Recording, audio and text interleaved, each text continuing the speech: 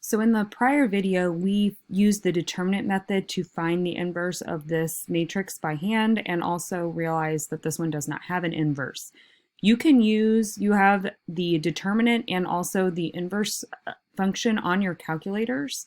So what I did, I put in my matrix, I have matrix, it's kind of weird, but matrix A, I actually have saved as matrix B here. And matrix B, I actually have saved as matrix C. So things can get a little bit confusing. But what I could do if I wanted to is under my math option, get back up here. Under math, the number 1 is determinant. So if you choose to do the determinant and then choose the appropriate matrix, so I have this one right here saved as B, as strange as that is, then you can just say find the determinant of B, and notice it tells me that it's 1. Now on your paper, I will expect you to show this to me, this work, but you can always check your work by doing this.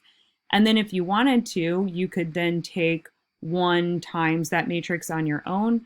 There's also the way you can do this. Again, I want to see your work, but there's nothing saying that you can't also check your work by calling up the matrix in question and simply hitting the inverse key, and it will tell you what the inverse of that matrix is. So you should be able to double check your work on every single one of these, even though you're expected to write your work out. You can make sure that you've got it correct by using these commands. Now what will happen if I call up a matrix? This matrix is actually this matrix right here is what I put in. What if I try to take the inverse of a matrix that it doesn't exist? Well, your calculator will tell you that it doesn't exist. So that's something really nice that you can use your calculator to help you with. At least for checking purposes, right? Okay, so moving on, we have already talked about how we can write a system equations using matrices as AX equals B, using X as the variables. So if we now know how to use inverses, or we know how to find inverses, what we're saying is that we can solve this matrix with some matrix algebra. We can just multiply on the left-hand side by the inverse of A to solve for those variables, to figure out what that X and Y is. Okay? So let's practice solving a system this new way. Okay, so what this is saying is that my A matrix are the coefficients on the left. So in this case, it would be the 3, the -2, 7, and -5. Your X matrix are your variables. So in this case, X and Y. And your B matrix are the constants on the right-hand side. So 12 and 29. So what we can do is first find the inverse of A. So I'm going to use the determinant method for this. So the determinant of A is 3 times -5 minus 7 times -2, which is -15 plus 14, which is -1.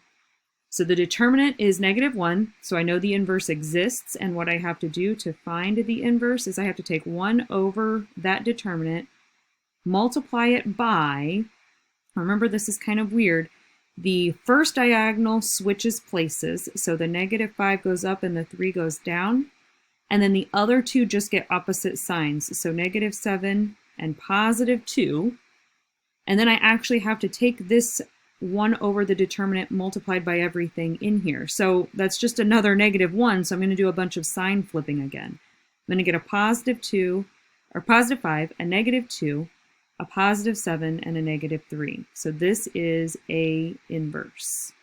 And again, you can check that on your calculator out to the side if you wish to. To solve for X, all you need to know is that you are allowed to do this. That in order to solve for that X, you are allowed to take A inverse times the B, and that gives us X. So to solve for X, I'm allowed to take A inverse times B. I just figured out that A inverse is a 5, -2, 7, and negative 3. Multiply that by the b, which is 12 and 29. And again, at this point, you could type those two matrices into your calculator and say, hey, multiply this matrix times this matrix. Or you can multiply it out by hand like this, where you're going to take 5 times 12 plus negative 2 times 29. And then you're going to take 7 times 12 plus negative 3 times 29.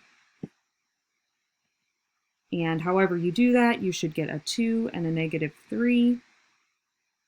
So that's the x, or as an ordered pair, that's the ordered pair 2, negative 3 that solves this original system.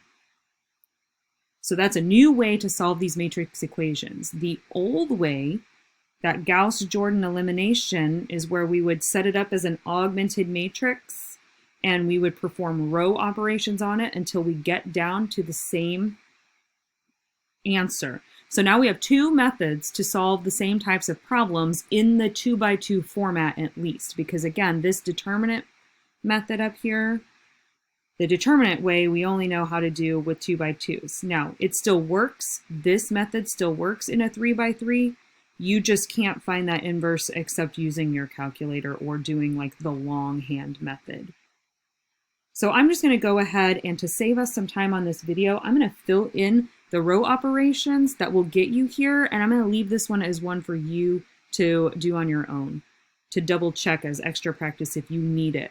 So we would first turn that 3 into a 1 by doing 1/3 row 1 to make a new row 1, and then I'm showing you how that works out.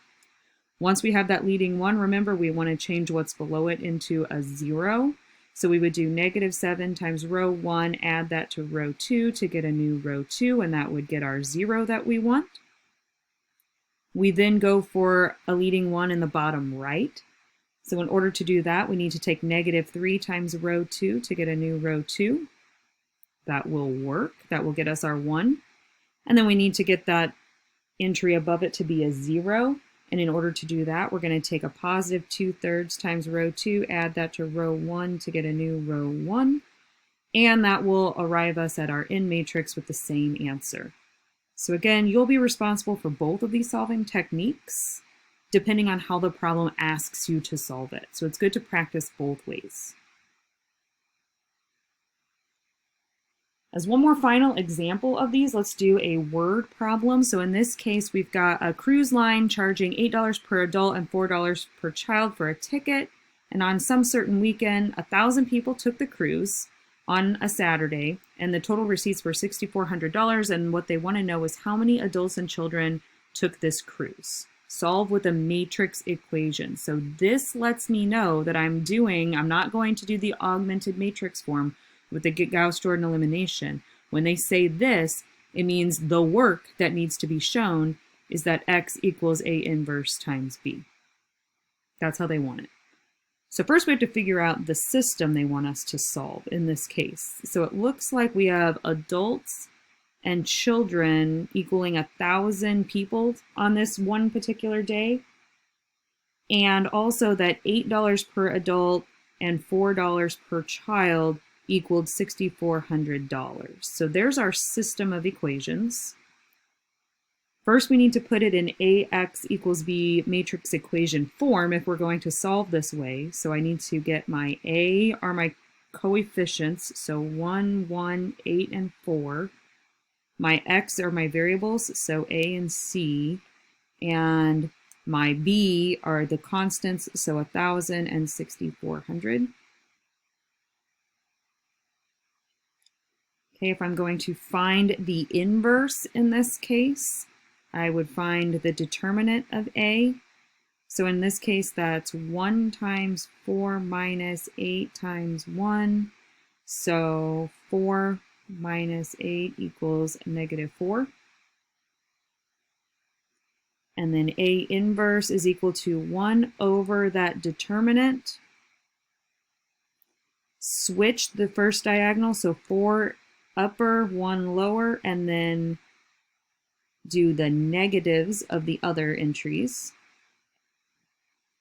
And now multiply them all by -1/4. So whenever we do that, we're going to get a -1 here and a +1/4 over here, a +1/2 here. Oh wait, no, a +2, excuse me. And a -1/4 here. Okay, so then if we want to find x, we know that x equals A inverse times B. We now know that A inverse is -1, 1/4, 2, and -1/4. B is 1,000 and 6,400. And so again, you can do this by hand, or you can type those two into your calculator, as long as you show all your work. And what this should equal is 400 and 600 when you do that. So what this tells us, if we remember, we had this of the form, let's see, how did we have it? So we had A and C. I think I have this reversed. -1 times 1,000 is -1,000 times 6,400. So I think I have this reversed. Let me fix this.